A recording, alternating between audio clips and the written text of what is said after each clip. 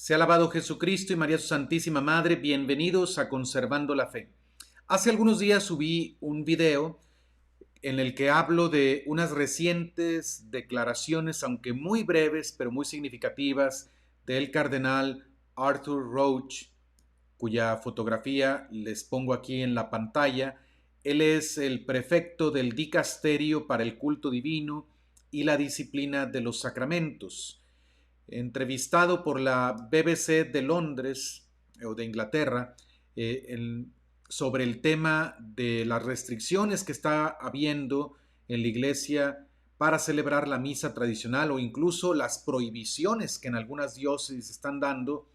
Él dijo que como razón para avanzar en estas restricciones está que la iglesia tiene ahora una nueva teología, refiriéndose al entendimiento que tiene de la misa. Yo platiqué con un sacerdote amigo mío que es muy conocedor en el tema y él me hizo una precisión importante que yo quiero compartir aquí. Él dice, la iglesia no tiene una teología sobre la misa, sino tiene una doctrina sobre la misa. O sea, la iglesia como cuerpo místico de Cristo tiene una doctrina, lo que ella cree que es el santo sacrificio de la misa que nos dejó nuestro mismo Señor Jesucristo, instituido en la última cena con los apóstoles, una actualización del santo sacrificio de la cruz. Esa doctrina está expresada con mucha claridad en los documentos del Concilio de Trento. Cuando estaba la polémica con los protestantes de la mal llamada Reforma Protestante, que en realidad fue una revolución y una división de la cristiandad, la iglesia tuvo que responder a las herejías que los protestantes enseñaban sobre el sacrificio de la misa. Para empezar, ellos negaban que era un sacrificio y bueno, tenían una serie de posturas totalmente contrarias a lo que la iglesia siempre ha creído sobre la Santa Misa.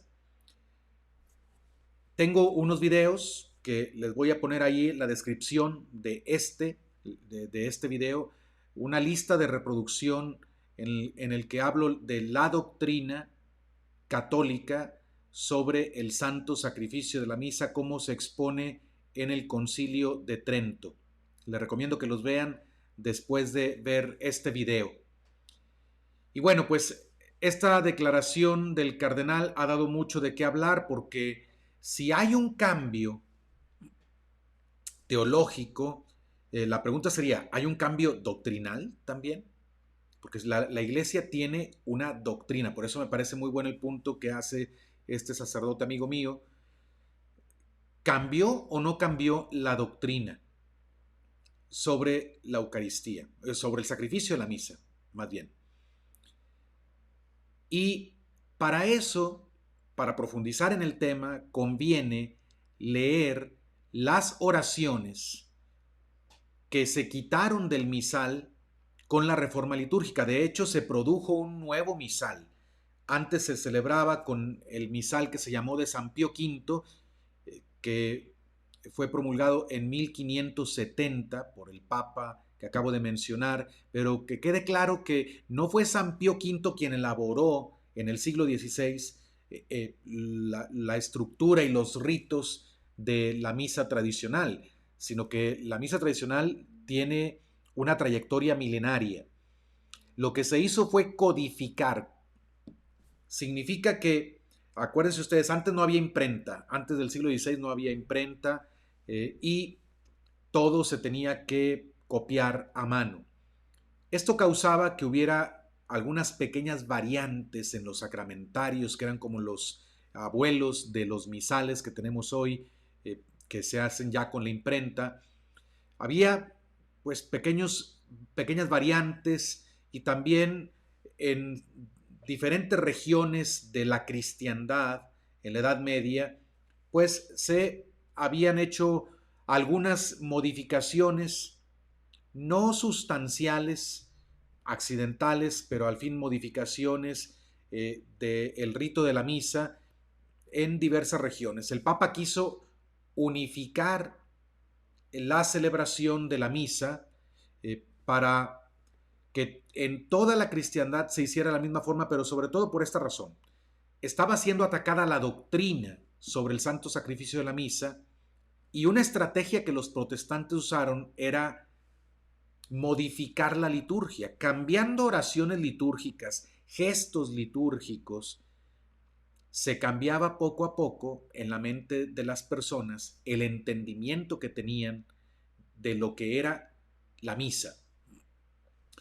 Para que esto no sucediera dentro de la Iglesia Católica, porque la confusión que iniciaron los protestantes también estaba ya en algunos católicos, el Papa dijo, es muy importante que en todo Occidente, en todo el rito latino, la misa se celebre de la misma forma. Por eso se codificó y para eso se unificó el rito de la misa para que celebrara así en todo Occidente. Pero el Papa respetó los ritos que tuvieran más de 200 años de antigüedad. Esto es muy importante. Aquí vemos un respeto a la tradición, cómo la Iglesia respeta la tradición. En 1570 el Papa dice, todos deben de celebrar la misa de esta manera, que quede claro que no se elaboró un nuevo rito de la misa, simplemente se eliminaron las diferentes variantes y se unificó y se codificó en el misal. Pero dijo el Papa, en aquellos lugares donde hayan celebrado la misa por más de 200 años, con alguna variante, tienen permiso de seguir haciéndolo ahora. Ahí está el respeto por la tradición. ¿Qué pasó con la reforma litúrgica que se hizo después del Concilio Vaticano II? Se elaboró un nuevo misal. No fue una nueva edición del misal romano, sino un nuevo misal, que ahora se le llama el misal del Papa Pablo VI. Y aquí ya no se respetó el rito tradicional, sino que se dijo, todos tienen que celebrar la misa según el nuevo misal. Eso se dio cuando se aplicó la reforma litúrgica, ya por 1970. Primero comenzó con la misa, después se fue extendiendo a prácticamente todos los ritos de los sacramentos. Pero aquí ya no hubo un permiso para que se celebrara la misa tradicional, siendo que es de una tradición mucho más amplia que 200 años, que fue el margen que el Papa San Pío V dio cuando codificó el misal de la misa tradicional que llamamos ahora. Bueno, quiero hacer énfasis en lo siguiente. Las oraciones litúrgicas expresan la doctrina. Recuerden este principio del que hemos hablado en otros videos. Lex orandi, lex credendi. La regla de la oración es la regla de la fe. Quiere decir que las oraciones del culto público, la liturgia es el culto público que se le da a Dios, no las oraciones privadas que hacen los fieles, ni siquiera un obispo o un papa en lo personal, sino las oraciones de la iglesia, del culto público de la iglesia, expresan la doctrina católica. Las oraciones del misal romano de San Pío V, cuya última edición se hizo en 1962, la aprobó el Papa Juan XXIII. Esas oraciones, algunas tienen más de 1000 años, mucho más de 1000 años, como el canon romano. La oración con la que se hace la consagración del pan y del vino y se ofrece el sacrificio en el altar. Pero la Iglesia fue poniendo mucho cuidado a lo largo de siglos en introducir oraciones que expresaran su fe. El rito o los ritos, las ceremonias de la misa tradicional, la Iglesia lo fue enriqueciendo a lo largo de siglos con mucho cuidado. Eso no pasó cuando se hizo la reforma litúrgica. Estoy nada más describiendo los hechos. Estos son hechos. La reforma litúrgica que produjo el nuevo misal la hicieron principalmente un equipo de expertos en el tema. Ellos elaboraron un nuevo misal o un nuevo rito de la misa, y al hacerlo, ellos decidieron eliminar algunas oraciones de la misa tradicional que expresan con mucha claridad la fe de la Iglesia, la doctrina católica sobre lo que es la misa. Por eso es importante que conozcamos esas oraciones que se eliminaron. Yo sé que la mayoría de los católicos no tiene acceso a la misa tradicional y está siendo cada vez más difícil por las restricciones o prohibiciones que se están aplicando. Pero esas oraciones son católicas. Esas oraciones no tienen nada de malo en sí mismas. Los ritos de la liturgia son venerables por su antigüedad. La Iglesia no se maneja como se manejan las instituciones del mundo. No se puede manejar por las ideologías del momento. No puede aceptar esa postura de que todo lo nuevo es mejor, todo lo antiguo fue malo. Eso es ideológico. La Iglesia tiene una tradición. Hay la tradición con mayúscula, que es una de las fuentes de la revelación. Nosotros los católicos creemos que las verdades que Dios nos reveló en Jesucristo nos llegan principalmente por la Sagrada Escritura y por la tradición. O más bien, nos llegan por la Sagrada Escritura y por la tradición. Esas son las dos fuentes de la revelación. El magisterio de la Iglesia está al servicio de la Escritura y de la tradición. Estas verdades reveladas se fueron profundizando con el tiempo a través de la teología, la reflexión teológica, siempre guiada por el magisterio de la Iglesia. Y la Iglesia, cuando reconocía su fe en el trabajo de algún teólogo, por ejemplo, algunos santos padres, decía, esta es la doctrina de la Iglesia. Y el magisterio confirmaba esa doctrina. Había un desarrollo paulatino, siempre en la misma dirección, nunca en contra, nunca para contradecir lo que la Iglesia enseñaba antes, sino para profundizarlo o para expresarlo con mayor claridad. Análogamente, ha habido en la liturgia un desarrollo también de lo que Jesucristo hizo en la última cena que lo vieron los apóstoles. De ahí surgieron las grandes tradiciones litúrgicas que hay en la Iglesia, que son también milenarias. Por eso hablamos del rito maronita, el rito melquita, la liturgia de San Juan Bosco, de San Juan Crisóstomo, el rito latino, etc. Y estos ritos, me voy a centrar en el rito latino porque es al que pertenecemos nosotros, estos ritos se fueron enriqueciendo también progresivamente, pero con mucho cuidado.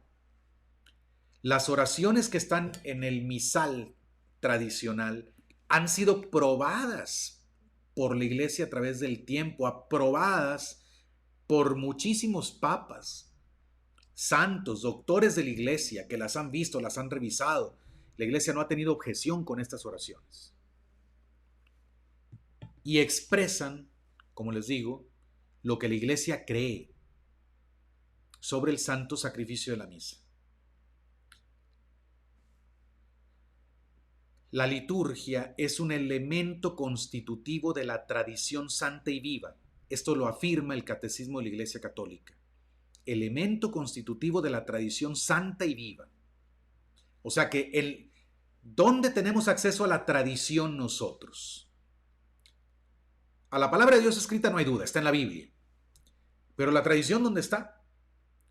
No hay un libro que contenga toda la tradición. Los catecismos, podemos decir, son como compendios de la tradición, pero no contienen toda la tradición.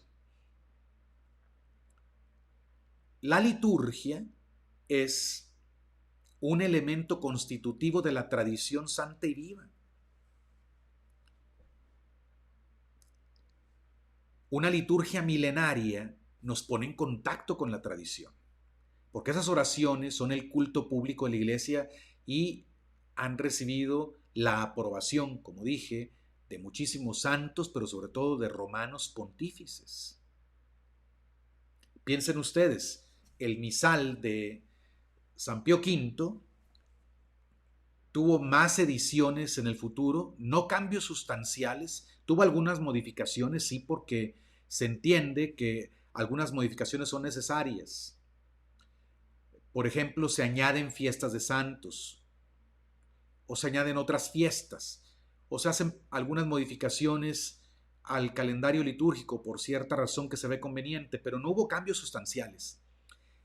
Después de 1570 hasta 1962 hubo múltiples ediciones del misal de San Pío V y todos los papas ratificaron ese misal con su autoridad.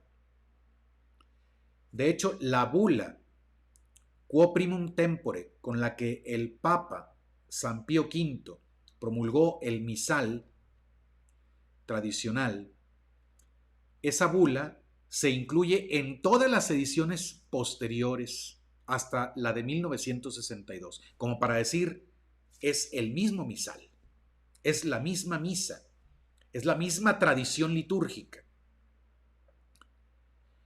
Cuando después de la reforma litúrgica del Concilio Vaticano II se produce un nuevo misal, ese misal ya no incluye la bula Quo Primum Tempore, ya no lo incluyó, porque obviamente se trata de un misal distinto. No fue una revisión del misal, una nueva edición del misal, sino que se sacó un misal nuevo. Esos son hechos. Alguien puede estar de acuerdo con lo que se hizo, alguien puede estar en contra de lo que se hizo, pero ese es un hecho. Hay un nuevo misal. Y estudios, es también otro hecho, lo sé porque hay estudios de liturgistas expertos en la materia que se han puesto a revisar qué porcentaje de las oraciones del misal tradicional pasaron al nuevo misal.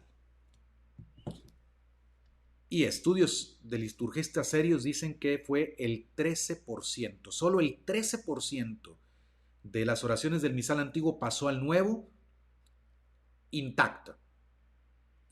Hay otras oraciones que pasaron pero modificadas, maquilladas, retocadas, o corregidas, o aumentadas, o disminuidas. Y hay otras oraciones que totalmente se eliminaron. Ese porcentaje nos habla más de una ruptura que una continuidad, el 13%. Pero, bueno, se refiere a todas las oraciones del misal. Yo me voy a centrar ahora en las oraciones del ordinario de la misa, que ya no están en el nuevo misal. Las que fueron totalmente eliminadas. Voy a ver hasta dónde me alcanza el tiempo en este video. Si no lo termino ahora, lo terminaré en un video posterior. Después habría que hacer otro programa sobre las oraciones que fueron modificadas, para ver qué se les cambió, qué se les quitó o si algo se les añadió. Ese será tema de otro programa. Pero pues les invito a que nos adentremos pues en estas oraciones litúrgicas. Creo que era necesario hacer este preámbulo, pero vamos ahora a las oraciones de la misa, del ordinario de la misa. Si me voy acordando, comentaré algunos gestos que también se eliminaron.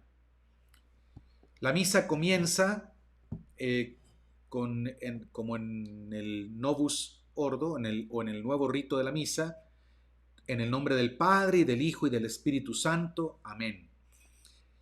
Y luego el sacerdote decía, antes de subir al altar, el Salmo 42, que dice lo siguiente, lo leo rápidamente. Júzgame, oh Dios, y defiende mi causa de la gente que no es santa.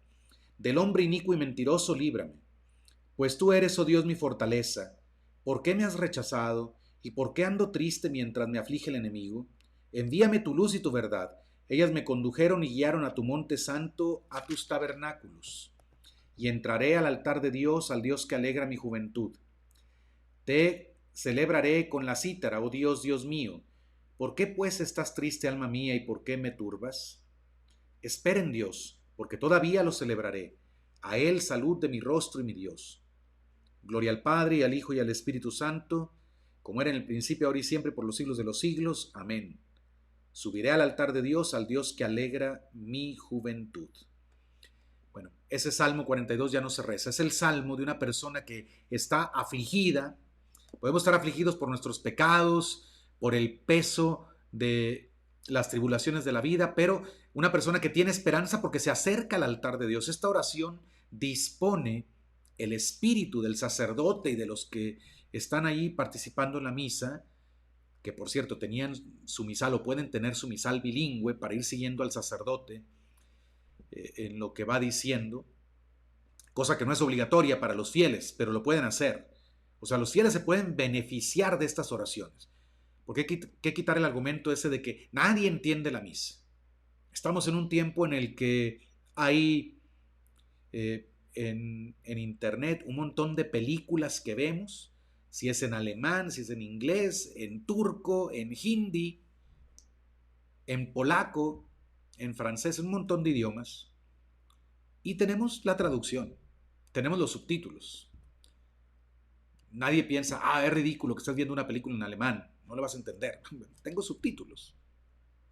No estoy atrofiado el cerebro, puedo entender, puedo leer y ver al mismo tiempo y captar y disfrutar la película. Bueno, si eso pasa con una película, puede pasar también con la misa. Tienes el misal, puedes entender.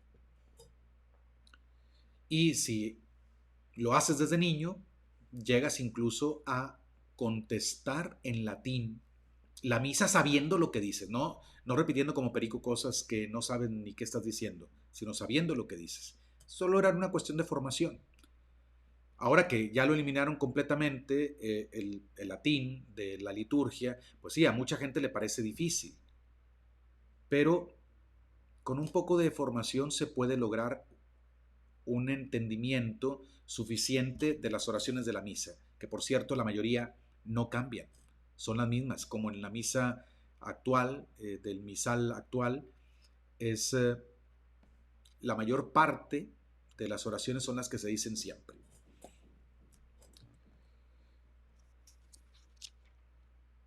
Después el sacerdote decía esto y santiguándose, nuestro auxilio está en el nombre del Señor, la respuesta que hizo el cielo y la tierra. Luego el sacerdote hacía solo primero el yo confieso, inclinándose profundamente, estaba de pie, todavía no sube al altar, pero se inclina profundamente, de la cintura hacia arriba se inclina para hacer este yo confieso, que después lo vamos a analizar porque cambió. No es la misma oración tal cual como se decía antes ahora en el nuevo misal. Pero eso lo dejamos pendiente porque es una oración que cambió. Lo que se eliminó fue que primero dijera el sacerdote el yo confieso y luego la gente. Cuando el sacerdote terminaba de decir el yo confieso, la gente o los acólitos que respondían la misa, quien pudiera responder la misa, decía: Dios Todopoderoso se apiade de ti y perdonados tus pecados te lleve a la vida eterna. Fíjense cómo el primero en reconocerse pecador en la misa tradicional es el sacerdote. Así que no hay clericalismo. Primero el sacerdote se reconoce pecador. Y el acólito o los fieles que contestan la misa piden por él, para que Dios tenga misericordia. Después viene el yo confieso de la gente. La gente reza el yo confieso o los acólitos y el sacerdote al terminar les dice: Dios Todopoderoso tenga misericordia de ustedes y perdonados sus pecados les lleve a la vida eterna. Luego esta oración desapareció. El sacerdote decía al final del yo confieso de los fieles, decía: el Señor omnipotente y misericordioso nos conceda el perdón, la absolución y la remisión de nuestros pecados. Me santiguo porque es lo que se hace en la misa. Esa oración ya no está. Como tampoco están las oraciones que siguen. Todavía no sube al altar, que quede claro. Dice: oh Dios, volviéndote a nosotros nos darás la vida. El acólito responde: y tu pueblo se alegrará en ti. Muéstranos, Señor, tu misericordia, dice el sacerdote. El acólito responde: y danos tu salvación. El sacerdote dice: Señor, escucha mi oración. El acólito: y llegue a ti mi clamor. El sacerdote: el Señor esté con ustedes. el acólito o el pueblo, y con tu espíritu. Y entonces el sacerdote comienza a subir al altar. Mientras va subiendo hacia el altar, el sacerdote dice estas oraciones que ya no están en el nuevo misal. Las dice en voz baja. Oremos. Te suplicamos, Señor, que borres nuestras iniquidades para que podamos entrar al santo de los santos con mente pura. Por Cristo nuestro Señor. Amén. Todas estas oraciones expresan la doctrina católica sobre lo que es la misa, sobre lo que es este tremendo sacrificio. Y el sacerdote se está acercando al altar, al lugar del sacrificio, y se acerca en este espíritu de humildad. Borra nuestras iniquidades para que podamos entrar en el santo de los santos con mente pura. Y esto los fieles lo pueden repetir también en su interior. Es para el sacerdote decirlo en voz baja, pero nada impide que los fieles también repitan en su corazón estas palabras en silencio. Luego, cuando se acerca a besar el altar, dice así: te rogamos, Señor, que por los méritos de tus santos cuyas reliquias están aquí, porque es la tradición que en el altar se incrusta una piedra que se llama ara, que contiene ahí también incrustados en esa piedra reliquias de santos. Por eso el sacerdote dice: te rogamos, Señor, que por los méritos de tus santos cuyas reliquias están aquí y de todos los santos, te dignes perdonar todos mis pecados. Y mientras dice oración, besa el altar. Ese gesto de besar el altar permanece en la entrada de la misa Novus Ordo, pero fíjense cuánto se eliminó. La pregunta que voy a repetir varias veces es: ¿por qué eliminar esas oraciones? ¿Qué tienen de malo? ¿Qué tienen de dañino? Alargan la misa. Alguien podría decir, pero ¿que tenemos que hacer la misa rápido? Es el acto de culto más grande que le damos a Dios. Es lo más importante que un sacerdote tiene que hacer. Pero bueno,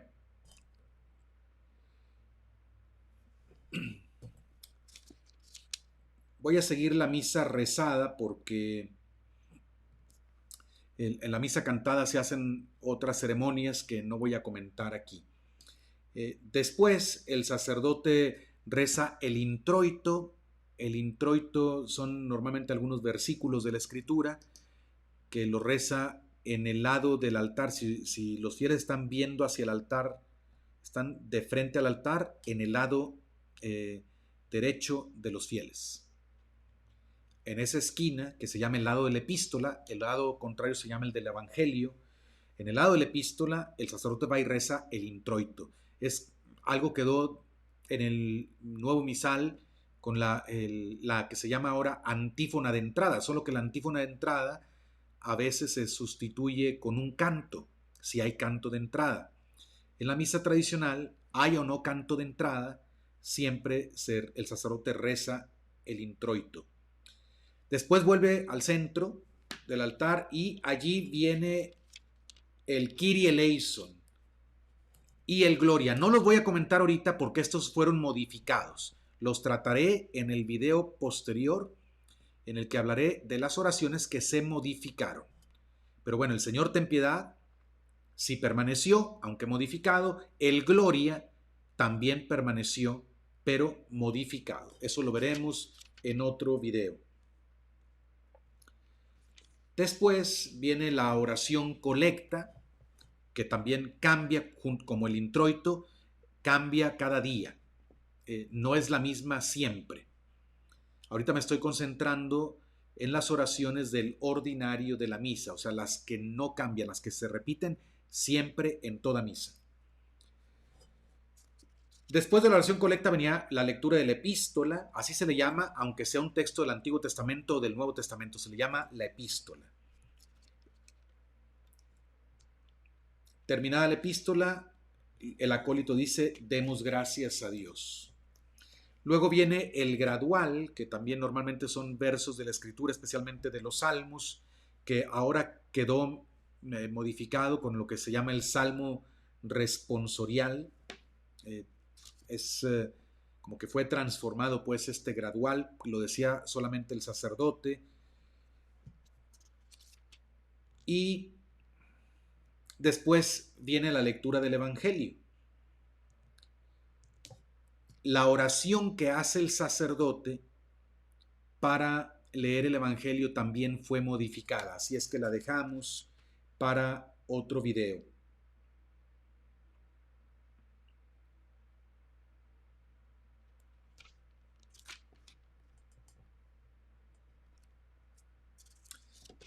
Luego se lee el Evangelio, también hay este saludo, el Señor esté con ustedes y con tu espíritu, continuación del Santo Evangelio según tal evangelista, la respuesta gloria a ti Señor, y al final del Evangelio la respuesta es alabanza a ti, oh Cristo.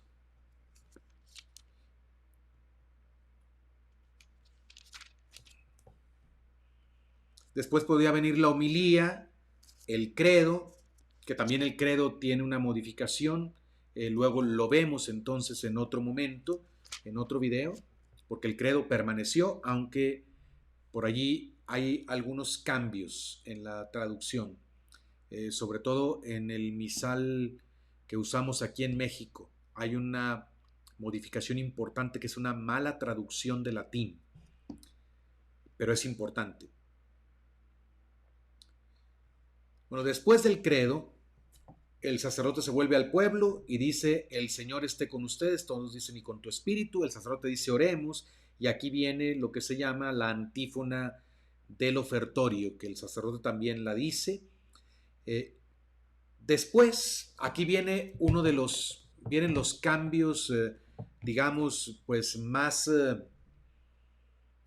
claros, más bien las oraciones que se eliminaron, pero que causó esto bastante, pues, ¿cómo diré? Sorpresa, en algunos disgusto, tristeza en otros, porque estas oraciones del ofertorio expresan con mucha claridad la doctrina católica sobre el sacrificio de la misa.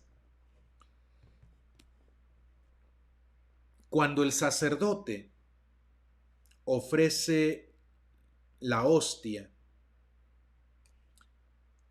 en el ofrecimiento de la víctima, en el ofertorio, fíjense lo que el sacerdote dice.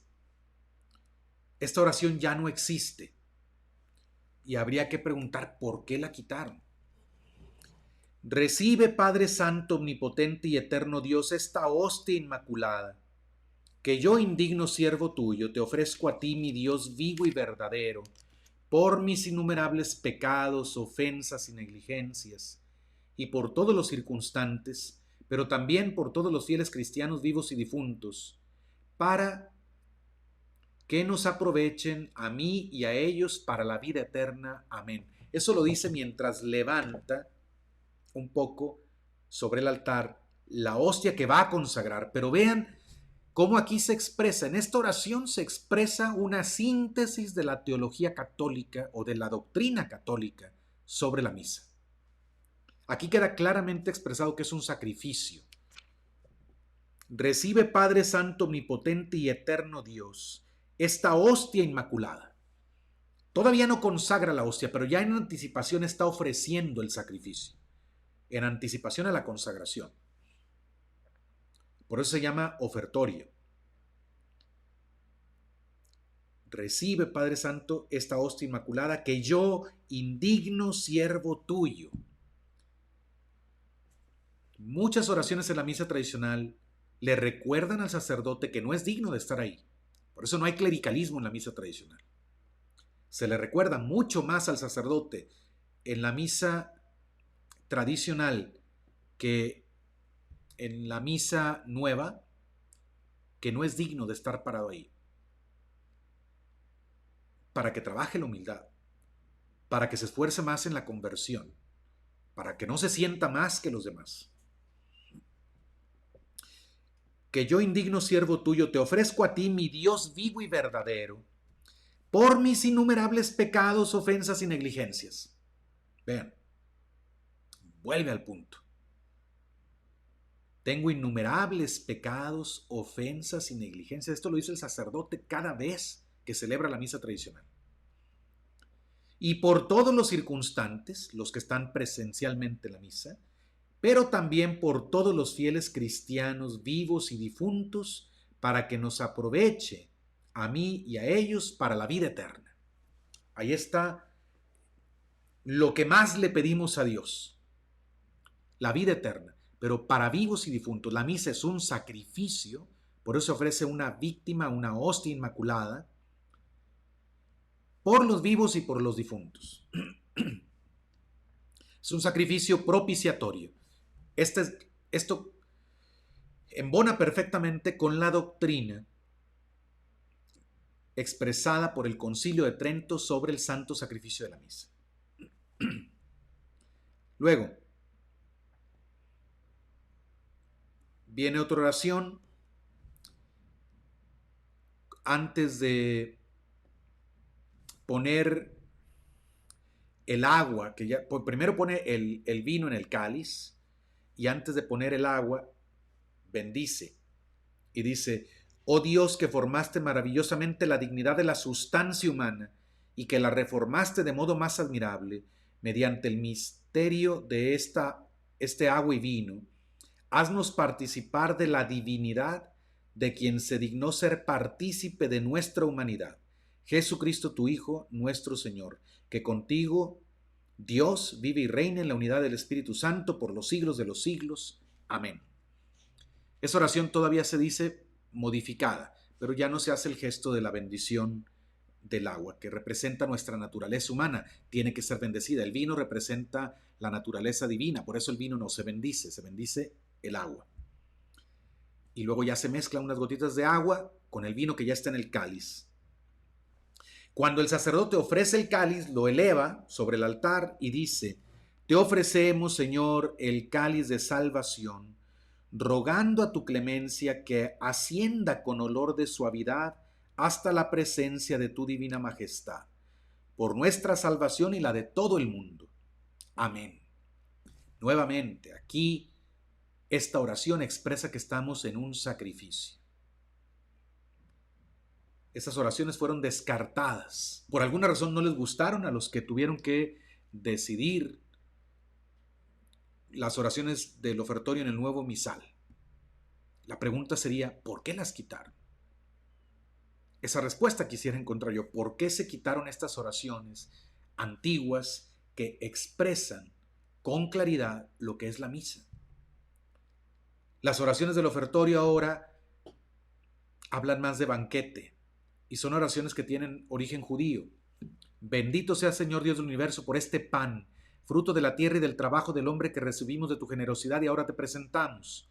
Él será para nosotros pan de vida. No menciona sacrificio. Menciona el alimento, será pan de vida. Bendito sea, Señor Dios del universo, por este vino, fruto de la vida y del trabajo del hombre que recibimos de tu generosidad y ahora te presentamos. Él será para nosotros bebida de salvación. ¿Dónde está el sacrificio aquí? Solo se habla de que vamos a beber bebida de salvación. Pero ya no están estas oraciones. Tenían los que prepararon el nuevo misal la intención de cambiar la doctrina. Algunos dicen que sí, otros dicen que no. El hecho es que quitaron oraciones que expresaban claramente la doctrina católica sobre la misa. Luego, el sacerdote se inclina en el centro del altar y dice: con espíritu de humildad y con ánimo contrito seamos recibidos por ti, Señor, y que nuestro sacrificio se vuelva hoy tal ante tu presencia que te agrade, Señor. Nuevamente, sacrificio. Y nuevamente, humildad. Otra vez se recuerda que no somos dignos de estar allí. Con ánimo contrito, con humildad. Después el sacerdote eleva las manos un poco hacia arriba, las baja y hace una bendición sobre los dones. Esta oración ya no existe tampoco. Mientras hace esos gestos dice, ven santificador omnipotente y eterno Dios. Está orando al Espíritu Santo. Ven santificador omnipotente y eterno Dios y bendice este sacrificio preparado a tu santo nombre. Aquí se invoca al Espíritu Santo para que venga. Porque es el Espíritu Santo el que realiza la transubstanciación, o sea, la conversión del pan en el cuerpo de Cristo y del vino en su sangre. Luego viene la incensación. Me voy a brincar esas oraciones de la incensación porque eso se hace solamente en la misa cantada o solemne. En el lavatorio de manos. En el lavatorio de manos, el sacerdote rezaba un salmo, el Salmo 25, algunos versículos, no todo el salmo, del 6 al 12. Voy a leer rápidamente estos versos del Salmo 25 que ya no se rezan cuando el sacerdote se va a lavar las manos.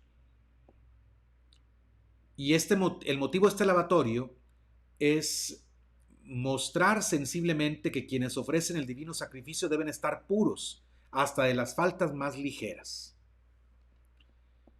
Nuevamente, se le recuerda al sacerdote que debe ser puro, que debe estar limpio para celebrar, para ofrecer el santo sacrificio. Dice así, lavaré mis manos entre los inocentes y rodearé tu altar, Señor, para oír la voz de alabanza y narrar todas tus maravillas. Señor, he amado el decoro de tu casa y el lugar de la morada de tu gloria. No pierdas mi alma, Dios mío, con los impíos, ni mi vida con los hombres sanguinarios, en cuyas manos hay iniquidades, y su diestra está repleta de sobornos. En cambio, yo he procedido según mi inocencia. Rescátame y compadécete de mí. Mi pie ha estado en el camino recto, y te bendeciré en las asambleas, Señor. Gloria al Padre, y al Hijo, y al Espíritu Santo, como era en el principio, ahora y siempre, por los siglos de los siglos. Amén. Ahora la oración que hace el sacerdote es mucho más breve, pero ciertamente no es este Salmo 25. Pero fíjense cómo habla de la purificación interior, de que no se pierda mi alma con los impíos, ni mi vida con los hombres sanguinarios. Rescátame, compadécete de mí. Entonces es un lavatorio de manos, pero aquí se expresa que es una purificación también interior. Ya no existe. Otra oración que tampoco está ya en el nuevo misal. Oigan qué preciosa oración esta.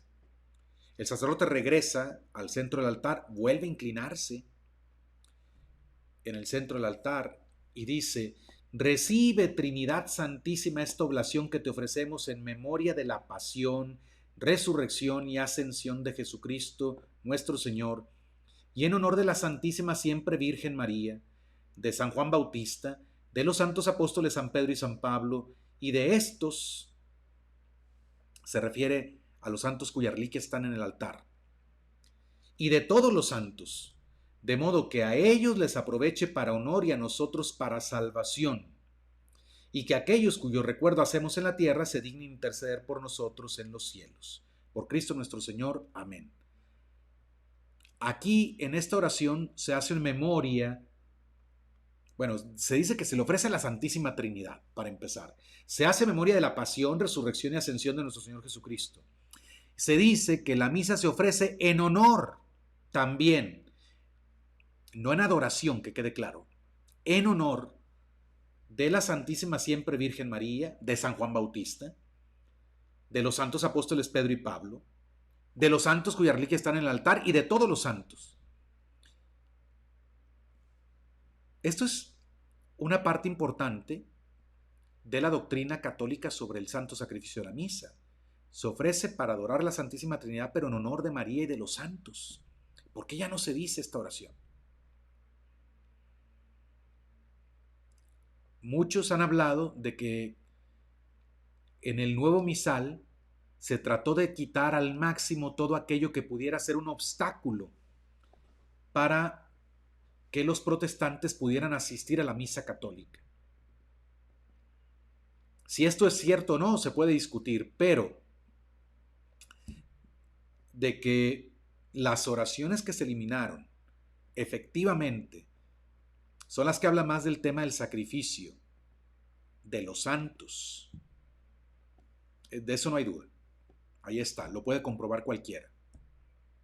Y esas son cosas que los protestantes no entienden de la fe católica. Ni el culto a los santos, ni la misa como sacrificio. Y fíjense, para que les aproveche para honor a María y a los santos, y a nosotros para salvación. Y luego aquí hace alusión a la intercesión de los santos. Y que aquellos cuyo recuerdo hacemos en la tierra se dignen interceder por nosotros en los cielos. Por Cristo nuestro Señor. Amén. Me pregunta, ¿por qué no querríamos en la misa darle honor a la Virgen María y a los santos y pedir su intercesión? ¿Por qué razón no? ¿Por qué se quitaron estas oraciones? Yo creo que Dios seguramente sabe la respuesta y tal vez aquí en la tierra muy pocos. Luego viene la invitación a orar, ese permaneció, el oren hermanos para que este sacrificio mío y de ustedes se vuelva aceptable ante Dios Padre Todopoderoso. Eso permanece, la respuesta de la gente también permanece. Luego viene la oración que se llama secreta, oración secreta, que también hay una oración después del ofertorio en el nuevo misal. Luego viene el prefacio permanece. Hay una pequeña variante, el Señor esté con ustedes y con tu espíritu, arriba los corazones, los tenemos elevados al Señor. Demos gracias al Señor Dios nuestro, digno y justo es. Ahora decimos justo y necesario, pero acá digno y justo es. En el nuevo misal hay más variedad de prefacios que se pueden utilizar de los que había en el misal antiguo. Eso no lo voy a revisar, tampoco el Sanctus, luego lo revisamos en el siguiente video porque permanece en la misa nueva, pero modificado también. El canon romano, toda la oración de la consagración, me la voy a brincar porque creo que tal vez esa va a necesitar un programa especial, la cuestión del canon de la misa. Permítanme, ténganme un poco de paciencia para irme hasta después del canon. Sigue el Padre Nuestro. Oremos. Amonestados con preceptos saludables e instruidos por la enseñanza divina, nos atrevemos a decir, viene el Padre Nuestro, que después vamos a ver un poco la modificación por la traducción que se hizo. Pero es una oración que cambió, por eso lo dejamos pendiente para otro video. La oración que el sacerdote hace después del Padre Nuestro fue modificada, una oración muy interesante, la dejamos para otro video también. Luego, el sacerdote, en ese momento, terminada esa oración que viene después del Padre Nuestro, que la veremos en un video posterior, y veremos cuál es la diferencia con respecto a la oración que se hace ahora, la que está indicada en el nuevo misal. El sacerdote fracciona la hostia y antes de depositar un pedacito de la hostia dentro del cáliz, de mezclarlo con la sangre, hace 3 cruces de lado a lado del cáliz. Y mientras hace esas 3 cruces es cuando dice: la paz del Señor esté siempre con ustedes. Y la gente responde, o el acólito responde: y con tu espíritu. Entonces, esta mezcla de la partícula con la preciosísima sangre representa la unión del cuerpo y sangre de Jesucristo en el momento de la resurrección. Esta representación se hace no cuando se sacrifica a la víctima, sino cuando se prepara a recibirla. Expresa que la comunión nos encamina a nuestra resurrección gloriosa. Después de decir esa expresión, la paz del Señor esté siempre con ustedes, y hacer las 3 cruces, el sacerdote pone con cuidado ese pedacito de la hostia, en la que está todo Cristo, obviamente, lo pone en el cáliz, lo mezcla con la sangre de Cristo. Y dice, esta mezcla y consagración del cuerpo y sangre de nuestro Señor Jesucristo nos sirvan para la vida eterna a los que la vamos a recibir. Amén.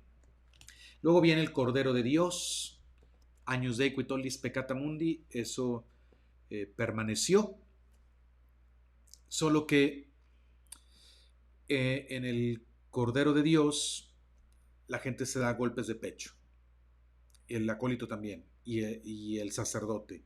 Cordero de Dios que quitas el pecado del mundo, los pecados del mundo, ten misericordia de nosotros. Cordero de Dios que quitas los pecados del mundo, ten misericordia de nosotros. Cordero de Dios que quitas los pecados del mundo, danos la paz.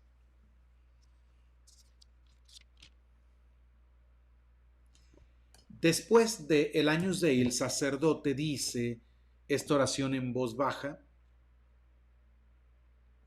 que permanece en la misa nueva. Dice así: Señor Jesucristo, que dijiste a tus apóstoles, la paz les dejo, mi paz les doy. No mires mis pecados. Esta oración fue modificada. No mires mis pecados, sino la fe de tu iglesia, y dígnate darle paz y mantenerla unida según tu voluntad. Tú que vives y reinas por los siglos de los siglos. Amén. Luego, estas dos oraciones que siguen son para prepararse a comulgar y que la comunión sea de provecho para el sacerdote. Estas las pueden hacer también los fieles en secreto, en silencio. En el misal nuevo también están, pero se puede escoger una u otra. En el misal antiguo el sacerdote tiene que decir las dos. Dice así: Señor Jesucristo, Hijo de Dios vivo, que por voluntad del Padre y cooperando el Espíritu Santo, mediante tu muerte diste vida al mundo. Por este tu sacrosanto cuerpo y sangre, líbrame de todas mis iniquidades y de todos los males, y haz que siempre esté adherido a tus mandamientos, y no permitas que jamás me separe de ti, que vives y reinas con el mismo Dios, Padre y Espíritu Santo, Dios por los siglos de los siglos. Amén. Esa es una. El sacerdote lo hace inclinado ante la Sagrada Eucaristía que está sobre el altar. La segunda oración que dice es esta: la comunión de tu cuerpo, Señor Jesucristo, que yo indigno me atrevo a recibir, no me sea motivo de juicio y condenación, antes por tu piedad me sirva para defensa de alma y cuerpo y para recibir mi remedio. Tú que vives y reinas con Dios Padre en unidad del Espíritu Santo, Dios por los siglos de los siglos. Amén.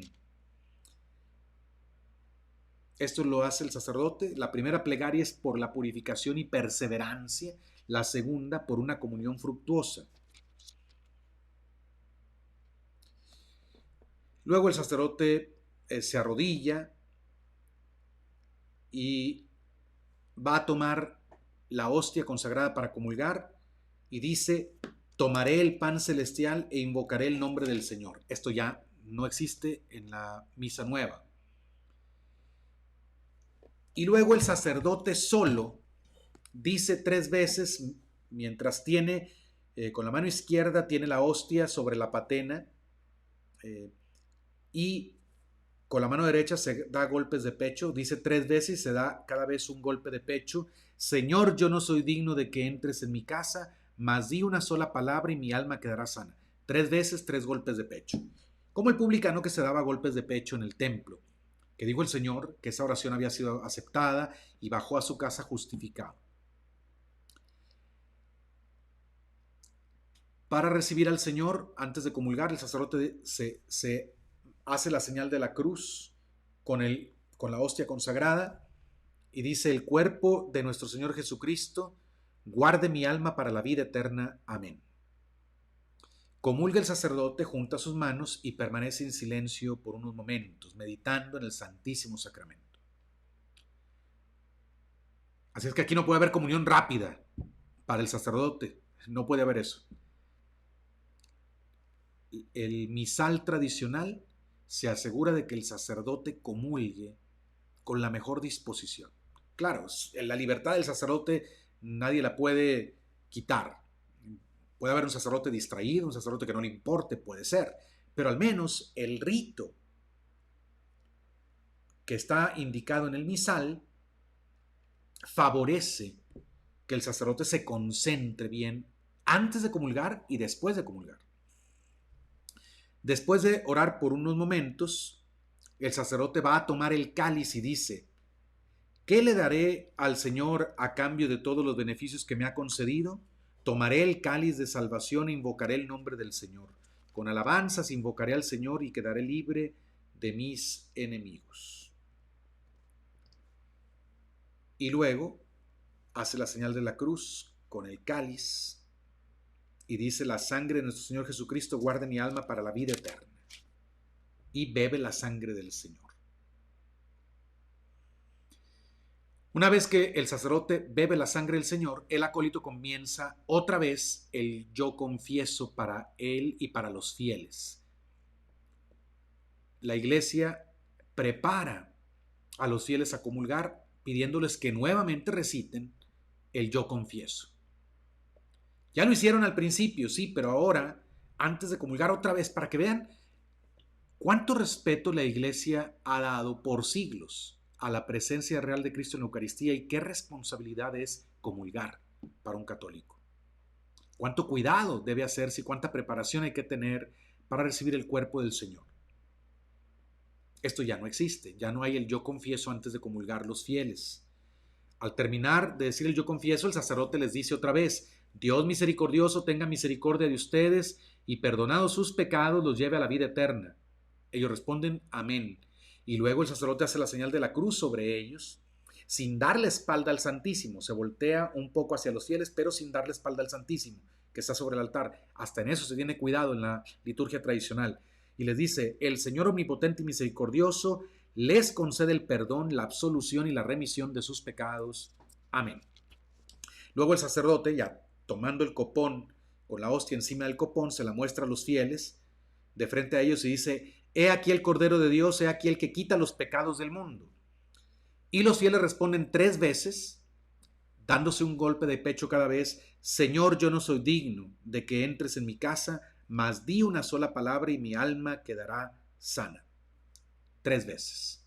Esto ya no se hace 3 veces, ahora se dice una sola vez, sin el golpe de pecho. Luego, cuando va a dar la comunión a los fieles, el sacerdote hace una señal de la cruz con la hostia en la mano antes de ponerla en la boca de los fieles, porque en la misa tradicional solo se comulga estando de rodillas. Obviamente, si alguien no puede arrodillarse por alguna razón de salud, de edad, no tiene que hacerlo. Esto no es absolutamente forzado. Pero todos los que pueden comulgan de rodillas y en la boca siempre. Y el sacerdote, mientras hace la señal de la cruz con la hostia, dice: el cuerpo de nuestro Señor Jesucristo guarde tu alma para la vida eterna. Amén.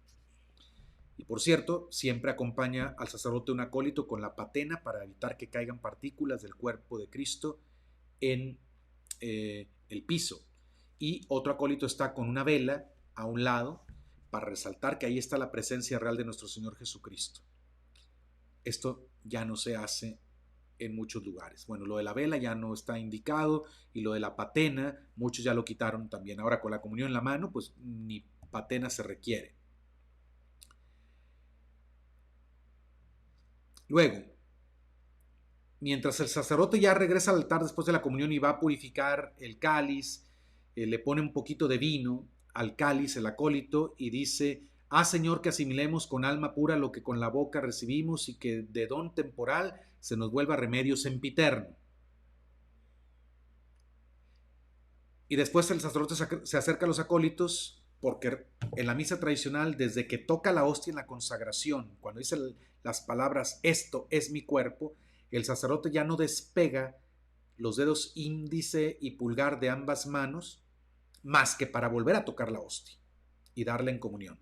Pero ya no se despegan los dedos para asegurarse de que no ande por ahí poniendo partículas que le hayan podido quedar después de tocar la hostia, las ponga o sobre el ornamento, o sobre el altar, en cualquier parte. Ese cuidado lo tuvo la Madre Iglesia por siglos y lo siguen teniendo todos los que celebran la misa tradicional. Aquí es donde yo veo un cambio tremendo en la práctica porque yo creo así, no se puede conciliar el que se haya pedido a los sacerdotes por siglos que después de comulgar se quedaran de esta forma los dedos para evitar una dispersión de las partículas de la hostia consagrada en el altar o en otra parte. Cuando se pedía a los fieles comulgar de rodillas y en la boca, con una vela encendida a un lado del sacerdote que estaba dando la comunión, con una patena que tenía que usarse siempre para evitar que cayeran las partículas. Y luego el sacerdote después se purificaba con agua y vino, teniéndolos encima del cáliz, el acólito le pone poquito vino y poquita agua para que así las partículas que pueda traer adheridas a sus dedos caigan en el cáliz y luego el sacerdote lo consume. Todos esos cuidados que la iglesia por siglos pidió que tuvieran los sacerdotes. ¿Cómo podemos decir que hay una continuidad con la distribución de la comunión en la mano? Aquí no hay ninguna continuidad, aquí hay una ruptura clara. O exageró la iglesia por siglos en todos estos cuidados que a final de cuentas ni eran necesarios tal vez. Exageraron los santos y los papas, los doctores de la iglesia, los fieles, los santos religiosos que se acercaban a comulgar de esa manera, estaban exagerando por muchos siglos, no entendieron que eso no era necesario, que Cristo no se ofende si lo tratamos de manera más normal, o exageraron ellos y nosotros estamos bien con lo que estamos haciendo, el modo como estamos tratando la hostia consagrada, o bien estamos cometiendo un grave error nosotros y ellos tenían razón. Porque no parece haber aquí ninguna continuidad. O hay que cuidar al máximo la hostia consagrada porque creemos que ahí está Cristo real y verdaderamente presente en la Eucaristía, o realmente la hostia consagrada no merece tanto respeto ni tantos cuidados. Pero no pueden tener razón ambas posturas, porque son muy contrarias. Cualquiera que tenga un poquito de prudencia, de sentido común, puede ver que son dos posturas muy contrarias. Mientras el sacerdote se purifica los dedos con la ayuda del acólito con agua y vino, dice esto, que ya no existe esta oración tampoco. Tu cuerpo, Señor, que he sumido, o sea, que he recibido, que he consumido, y tu sangre que he bebido, se adhieran a mis entrañas, y concédeme que no quede mancha de mis pecados en mí, a quien han alimentado estos puros y santos sacramentos, tú que vives y reinas por los siglos de los siglos. Ya no existe esa oración. Pero vean qué preciosa oración. Que tu cuerpo que he comido, tu sangre que he bebido, se adhieran a mis entrañas. Que no quede mancha de pecado en mí, a quien han alimentado estos puros y santos sacramentos. No sé por qué razón había que quitar esta oración. Luego ya viene la despedida, la bendición.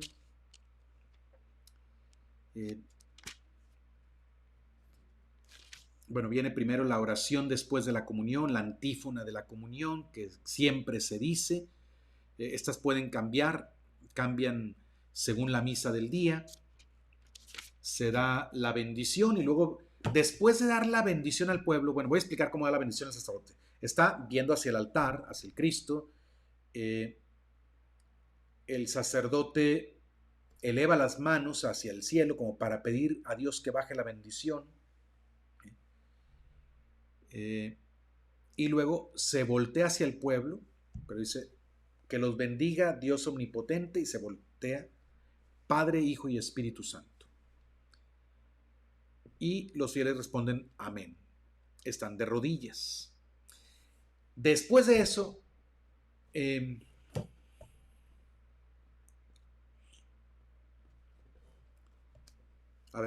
antes de dar la bendición el sacerdote dice oración, perdónenme. Antes de dar la bendición el sacerdote dice esta oración inclinado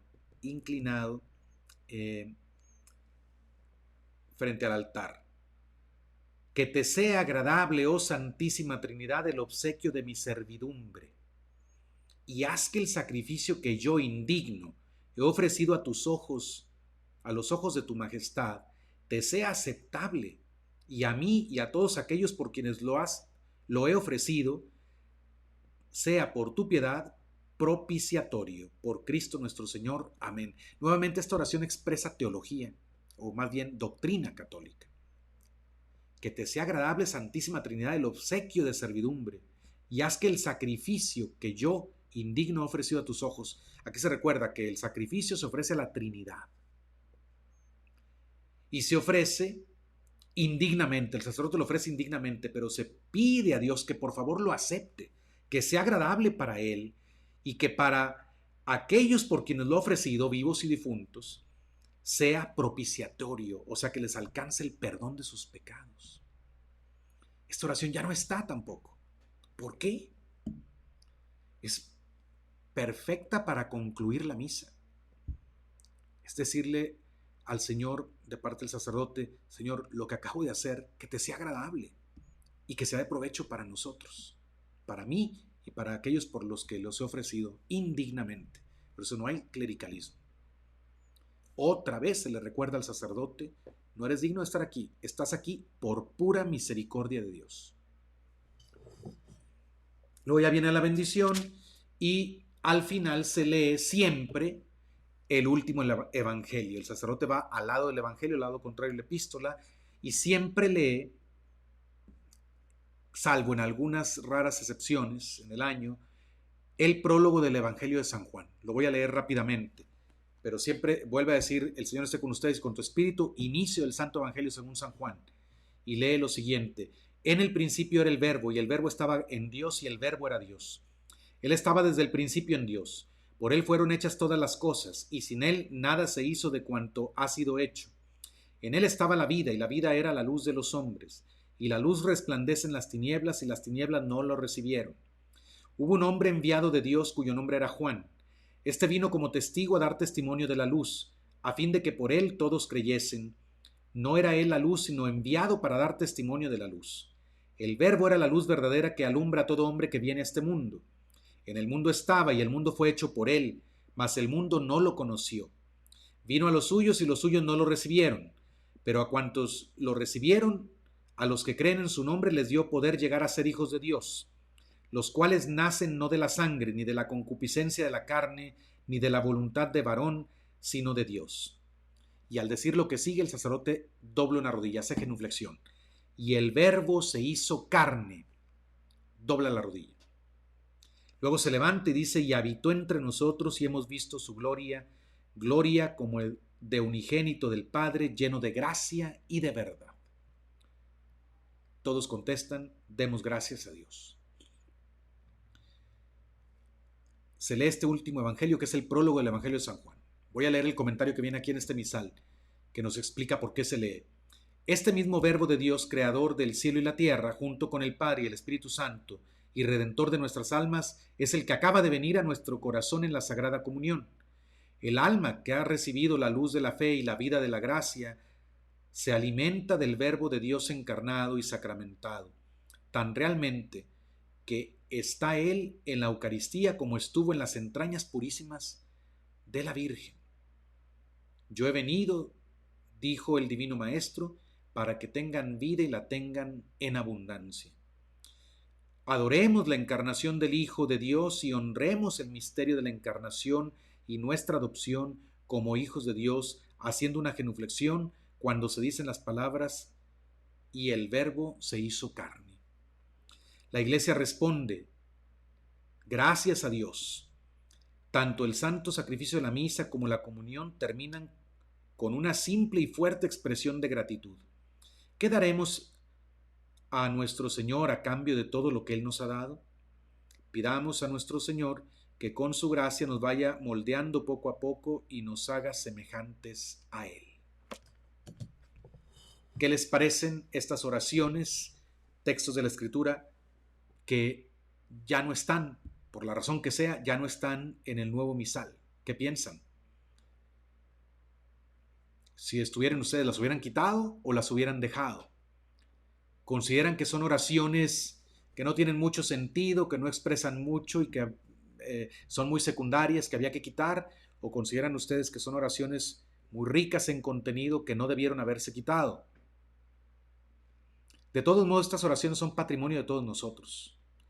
La liturgia es un elemento constitutivo de la tradición santa y viva. Palabras del Catecismo de la Iglesia Católica. Por lo tanto, nos pertenece a todos.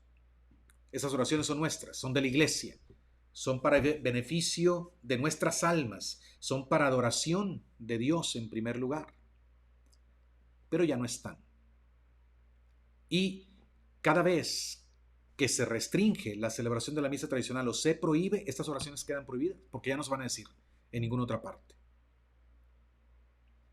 Ojalá que todos los que tienen sentido común, pastores de la iglesia, obispos, cardenales, fieles, independientemente de si te gusta o no la misa tradicional, ojalá que podamos ver aquí un tesoro de nuestra iglesia. Sinceramente, yo no puedo encontrar una razón por la cual estas oraciones sean dañinas. Si es verdad que algunos que asisten a la misa tradicional pueden tener malas actitudes, eso es verdad también con los que van a la misa nueva. En la iglesia hay trigo y cizaña. Entre la gente que va a la misa nueva hay trigo y cizaña. Entre la gente que va a la misa tradicional hay trigo y cizaña. Pero vamos a cancelar la misa nueva porque a la misa nueva va gente que tiene malas actitudes, que causa división en la iglesia, porque los hay, que incluso enseñan herejías. ¿La vamos a cancelar? ¿Es culpa de la misa? ¿Vamos a cancelar la liturgia tradicional solo porque algunas personas que la frecuentan tienen malas actitudes? ¿Es de verdad esta una decisión pastoral? ¿Hace bien a la iglesia esto? Como les he dicho, pienso yo que la verdadera división no está entre los católicos que van a la misa tradicional y los católicos que van a la nueva misa. Yo no creo que esa sea la división que hay en la iglesia. Hay otra división gravísima, que es entre aquellos que todavía conservan la fe católica de siempre y aquellos que ya no la tienen, que ya perdieron la fe católica de siempre, que tienen una fe más protestante que católica o incluso contaminada por ideologías. Quiero pedirles nuevamente que me hagan el favor de suscribirse. Por favor, no terminen este video, escúchenme. Les he dicho varias veces, algo raro está pasando en YouTube, en mi canal. Yo no sé si es algún tipo de censura. Gente que se suscribe, después aparece no suscrita. Gente que le da clic a la campanita para recibir notificaciones, después no le llegan. Ayúdenme a combatir esto. No tengo un afán de tener un montón de suscriptores, eso no me importa. Si este mensaje sirve a 5, a 10 personas para acercarse a Dios, yo estoy satisfecho. Pero para que llegue a más gente, para que pueda servir a más personas, si ustedes consideran que este mensaje vale la pena que otros lo conozcan, es importante darle unos clics a los botones porque YouTube va a promover más los videos de los canales que tienen más suscriptores o los videos que tienen más likes. Así es que dale un like al video, dale clic al botón que tiene dedo gordo hacia arriba. Suscríbete al canal y te invito, por favor, esto me ayudaría muchísimo más. Asegúrate de que tú estés suscrito e invita a otra persona a suscribirse al canal. Compártelo con otro, invítalo. Dile que te gusta el contenido, dile que le va a ayudar para su fe. Y asegúrate que se suscriba. Y así contribuyes para que este mensaje no se quede en un grupo tan reducido y puedan oírlo más personas y les pueda servir a un mayor número de gente. Gracias a todos por su confianza. Gracias por la atención que prestan a este servidor. Pido a Dios que los bendiga y les recuerdo, conserven su fe. Hasta la próxima.